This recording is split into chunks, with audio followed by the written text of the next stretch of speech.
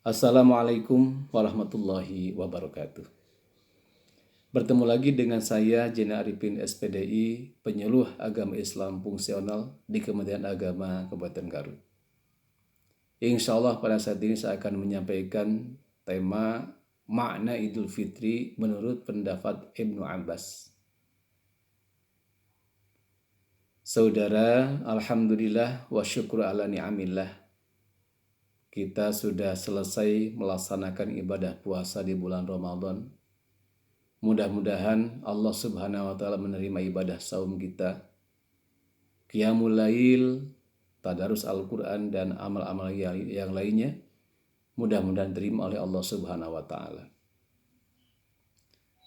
Setelah selesainya kita melaksanakan ibadah puasa di bulan Ramadan, maka kita tiba pada hari kemenangan, yaitu pada tanggal 1 Syawal, dikatakan sebagai hari Idul Fitri.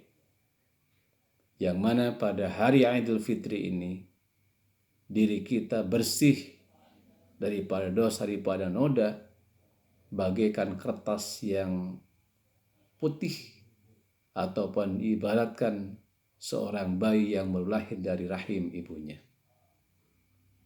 Mudah-mudahan sampai saat ini kita bisa mempertahankan kefitrahan diri kita.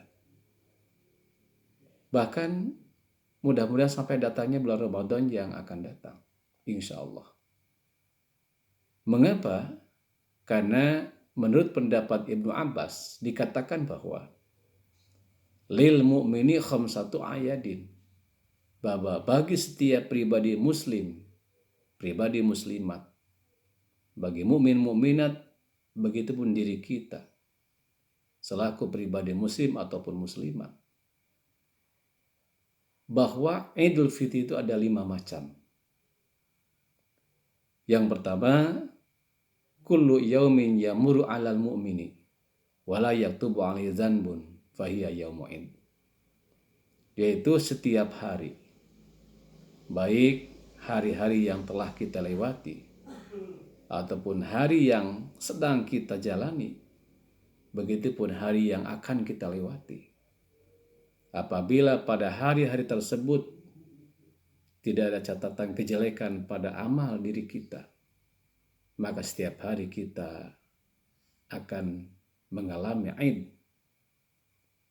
Yang menjadi pertanyaan tentunya, apakah kita bisa menjaga diri kita daripada perbuatan dosa atau perbuatan noda pada setiap hari? Mengapa?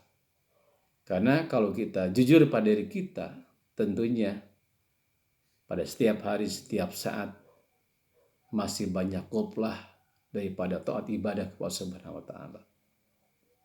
Tetapi mudah-mudahan diri kita mampu meraih Id pada setiap hari dengan jalan kita menjaga, meraksa diri kita untuk tidak melaksanakan kemaksiatan diri kita kepada Allah dan mengupayakan diri kita untuk taat ibadah kepada Allah Subhanahu wa Ta'ala. Itu yang pertama.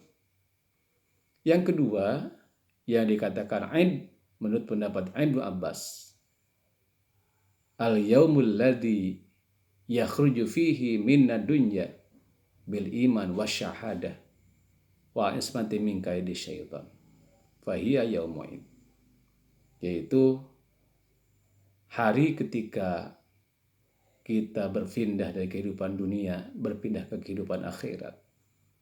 Ketika ruh keluar dari jasad kita, membawa keimanan, tauhid kepada Allah Subhanahu wa Ta'ala, dan kita mampu menahan dari berbagai macam godaan-godaan setan laknatullah, sehingga kita kembali kepada Allah dengan membawa iman dan tauhid kepada Allah Subhanahu wa Ta'ala, maka hari itu dikatakan sebagai hari Id bagi setiap diri kita. Mengapa? Karena syakaratul maut adalah merupakan sesuatu hal yang sangat luar biasa. Ditambah lagi setan laknatullah menggoda supaya iman kita terlepas, sehingga kita kembali kepada Allah dengan tidak membawa iman dan tauhid kepada Allah. Maka Rasulullah memerintahkan, lakinu mautakum kalamihi la ilaha illallah. Fa innahu man kana akhiru kalamihi la ilaha illallah dakhala jannah. Talkinkan orang yang sedang syakaratul maut dengan kalimat tauhid la ilaha illallah. Mengapa? Karena kata Rasul, fa innahu man kana akhiru kalamihi la ilaha illallah dakhala jannah. Karena sungguhnya bagi orang yang ketika keluar ruhnya dia mengucapkan kalimat tauhid la ilaha illallah dakhala jannah, maka sungguh dia akan menjadi penghuni surganya Allah Subhanahu wa taala. Ini mudah-mudahan diri kita. Yang ketiga yang dikatakan sebagai hari Idul Fitri yaitu al-yaumul ladzi yujawiju fihi sirat wa yu'manu min jahim. Hari ketika setiap pribadi muslim, pribadi mukmin, begitupun hari ketika kita melewati siratal mustaqim, diselamatkan oleh Allah Subhanahu wa taala sampai ke pelataran surga, itu dikatakan sebagai hari ini. Dan mudah-mudahan kita diselamatkan oleh Allah ketika kita melewati siratal mustaqim ini.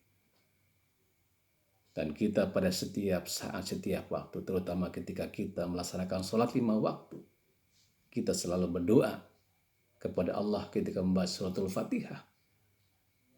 Ihdinas siratal mustaqim. Siratal ladzina an'amta 'alaihim ghairil maghdubi 'alaihim waladdallin. Ya Allah, tunjukkan ya Allah kami semua kepada jalan yang lurus. Selamatkan ya Allah kami ketika melewati siratal mustaqim. Siratal ladzina an'amta 'alaihim. Seperti hanya Allah menyelamatkan orang-orang yang menjadi kekasih Allah. Bukan dari orang-orang yang zalim dan mendapat murkanya Allah Subhanahu wa taala. Itu yang ketiga. Yang keempat, menurut pendapat Ibnu Abbas, yang dikatakan sebagai hari Aid yaitu al-yaumul ladzi yadkhulu fihi ilal jannah. Yaitu ketika setiap pribadi mukmin, pribadi muslim, mudah-mudahan diri kita, ketika Allah masukkan ke surganya Allah Subhanahu wa taala. Itulah yang dikatakan sebagai hari Aid. Yang kelima yang dikatakan sebagai hari Aid menurut pendapat Ibnu Abbas yaitu al-yaumul ladzi yanzuru fihi ila rabbih. Ketika seseorang sudah menjadi penghuni surganya Allah Subhanahu wa taala. Yang mana nikmat surga sungguh tidak bisa dibayangkan dengan logika kita. Indah luar biasa. Tetapi penghuni surga ketika melihat Rabb-nya, maka nikmat surga yang luar biasa, maka tidak harga, tidak nilai saking nikmatnya. Penghuni surga, ahli surga melihat Rabb-nya yaitu zat Allah Subhanahu wa taala. Hal ini dijelaskan dalam Al-Qur'an dalam surah Al-Kahfi. Pada surah 18 ayat 110.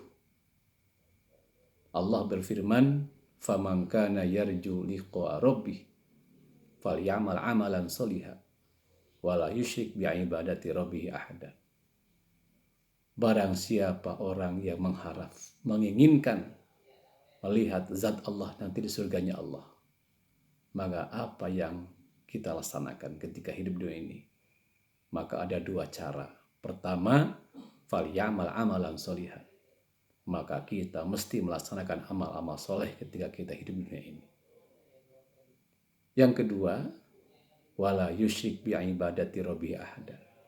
Kita jangan musyrik kepada Allah, jangan menduakan kepada Allah Subhanahu wa taala. Mengapa? Karena apabila seseorang musyrik kepada Allah Subhanahu wa taala, maka sungguh amalnya akan hancur. Amalnya akan sirna. Amalnya akan hancur seperti hancurnya tanaman ketika didatangi api. Akan hancur amal kebaikannya seperti hilangnya manisnya madu ketika dicampur dengan cuka. Saudara, untuk itu mudah-mudahan mudah-mudahan kita bisa meraih Aid bukan saja pada tanggal 1 Syawal dikatakan sebagai Idul Fitri, tetapi mudah-mudahan kita dapat meraih 5 Aid yang dikatakan oleh Ibnu Abbas radhiyallahu anhu. Demikian yang saya sampaikan, singkat, mudah-mudahan bermanfaat bagi diri dan bagi saudara. Jazakumullah atas perhatian. Mohon maaf atas kekurangan. Akhirul kalam. Wassalamualaikum warahmatullahi wabarakatuh.